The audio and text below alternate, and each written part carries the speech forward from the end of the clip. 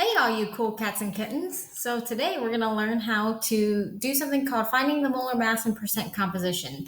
So this is the start of our math unit. It is called moles in stoichiometry. So the intro to doing moles is that there are certain quantities that we can talk about in chemistry. You can talk about the grams, which is the mass of a chemical, or you can also talk about the moles of a chemical. You can also talk about the number of atoms it has and the number of molecules it has. So that's what we're going to learn about in this unit is how do I find those values? And the intro to this is first needing to learn how to write something called the molar mass and how to find the molar mass. In this unit, you're going to need a calculator. You can either use an actual calculator, your phone calculator, a computer calculator, whatever. Later on in the unit, you might find that it's easier to have like an actual hand calculator, but for now, it's your choice what you use. Okay. So if you'll look and see, the chemical that I'm going to use as an example for you is Fe3PO4. This is not in your notes. It's just something that you're going to listen and watch me do.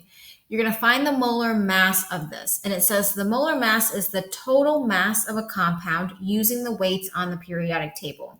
So here's the thing about this is there are different elements that I see, and I'm going to, in this table, show what different elements I see. One element I see is Fe.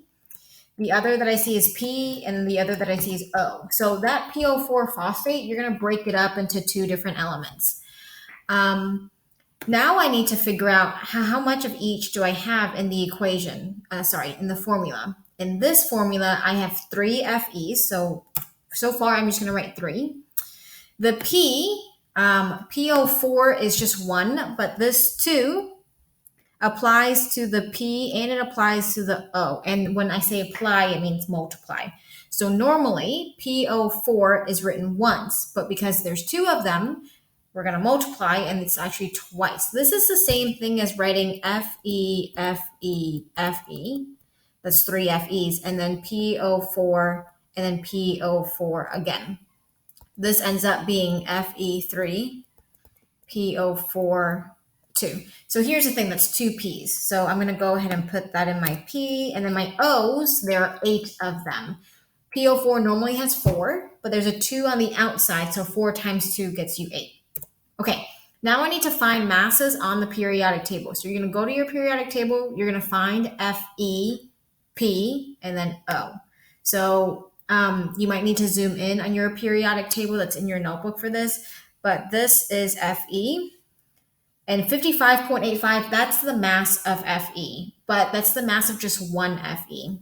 P is 30.97, and then O is 16. So I put these on the teaching slide for you to see. Fe is 55.85, P is 30.97, O is 16. So here's the thing. Fe, because I have 3 of them, I'm going to need to do 3 times 55.85. And this is because I want to find the total weight of all of the Fe's, not just one Fe. But there's 3 of them. So I'm going to do 3 times 55.85. This is 167.55. You're going to notice in molar mass, the directions for the answer, it says do not round and only use our periodic table. The reason for this is our periodic table says 55.85. If you look at other periodic tables, you're going to see a slightly different number, which is going to cause your math to be off a little bit. When you put your answers in online, if you use a different periodic table, it's also going to cause you to get the wrong answer there as well, which is why I want you to only use our periodic table. Okay.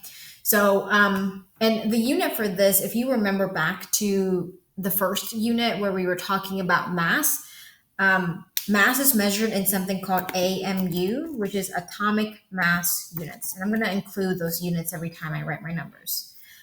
Okay, so I've done Fe. P has a mass of 30.97, but there's 2 of them, so I need to multiply. So 2 times 30.97, that gets me 61.94. AMU, and then 8 for oxygen, because there are 8 oxygens, but every oxygen is 16, times 16.00. Now here's the thing. The reason why the 16.00 is there is because this periodic table is only able to measure and give you two numbers after the decimal. If we had a better periodic table, a more accurate periodic table, it could probably tell you more decimal places. If I look up oxygen online, actually, a lot of periodic tables are going to tell you 15.9999999, and then it's like a 4 at the end or something like that. Okay. But because our periodic table only gives you to two decimal places, there's rounding involved.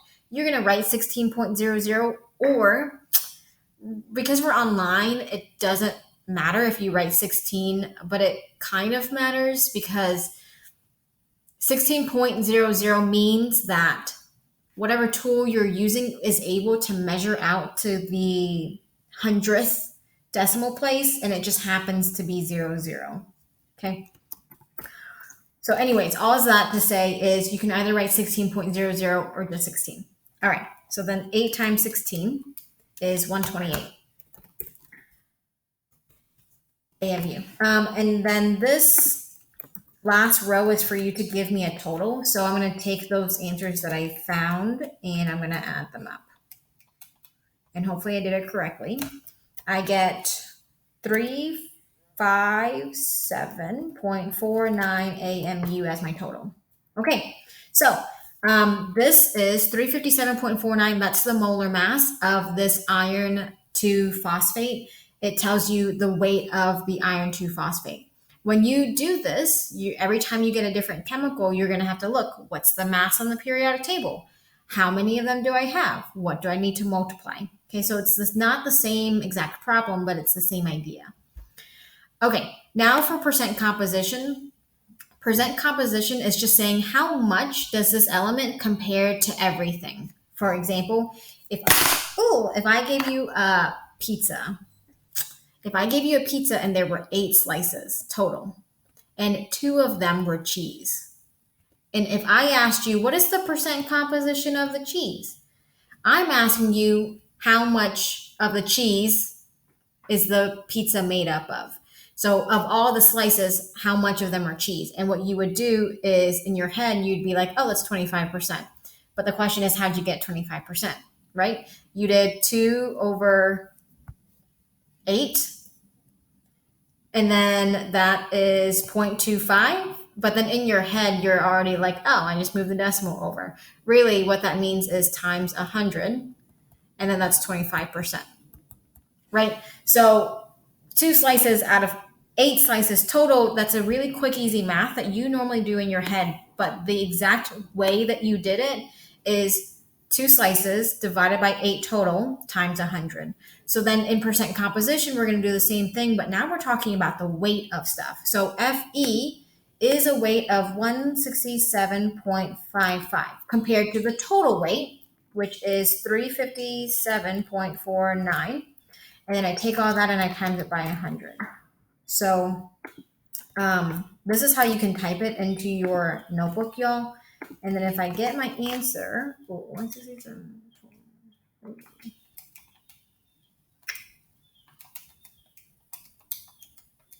you should get 46.868%. And for percent composition, it tells you for the answer, give 3 decimal places, round at the end. So at the end is 0.8684. That 4 will cause the 8 to stay, and it does not cause it to round up. Okay, so then same thing for the P. Phosphorus is 61.94.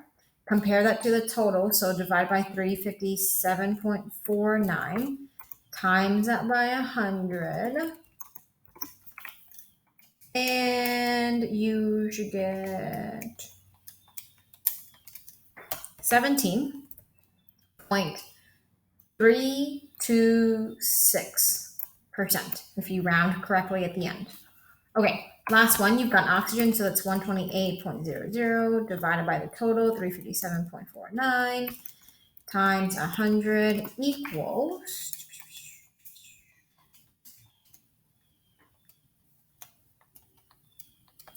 okay, 35.804. 5%. Okay, theoretically, your total should be 100. Let's see. Is it actually 100? So 35.805 plus 17.326 plus 46.868. I get 99.999%. So you're close, you're not exactly at 100. Reason because we did some rounding at the end, and rounding at the end is always going to cause your number to be off by a little bit. Here's the thing. If you're close to 100, you're probably correct. If you're far from 100, it means you did something wrong. So then you got to go back to the beginning probably and just figure out step by step what did you do right and wrong.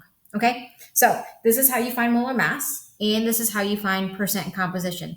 I'm not going to do another example because I think that it's easy enough for you to understand. If you're really confused though, either rewatch the video or send me an email.